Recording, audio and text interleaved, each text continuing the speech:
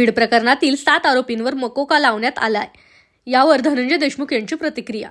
जोपर्यंत सर्व आरोपींना मकोका लागत नाही आणि खुनाचा गुन्हा दाखल होत नाही तोपर्यंत माझं समाधान होणार नाही। हे सर्व गुन्हेगारी वृत्तीचे लोक आहेत आणि सगळ्यांना फाशीची शिक्षा झाल्याशिवाय आम्ही थांबणार नाही, अशी माहिती धनंजय देशमुख यांनी दिली। सरपंचाच्या खून प्रकरणात 7 जणांवर मोका लावण्यात आलाय, काय न्याय मिळताना दिसतोय तुम्हाला?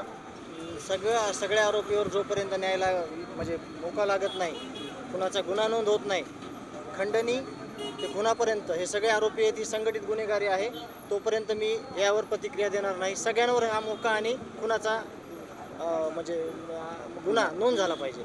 पण याच्यातून कराडांचं नाव याच्यात नसल्याची माहिती मिळते, आलं पाहिजे। सगळे गुन्हेगारी वृत्तीचे लोक इथे, यांच्यावर पहिले 10-10, 20-20 गुन्हे येतं आणि तोपर्यंत मी थांबणार नाही। मला न्याय पाहिजे, सगळ्यांना फाशीची शिक्षा झाल्याशिवाय आम्ही थांबणार नाही। राज्यातील मंत्र्याचा वर्दस्त यांच्यावर दिसतंय असं वाटतं तुम्हाला?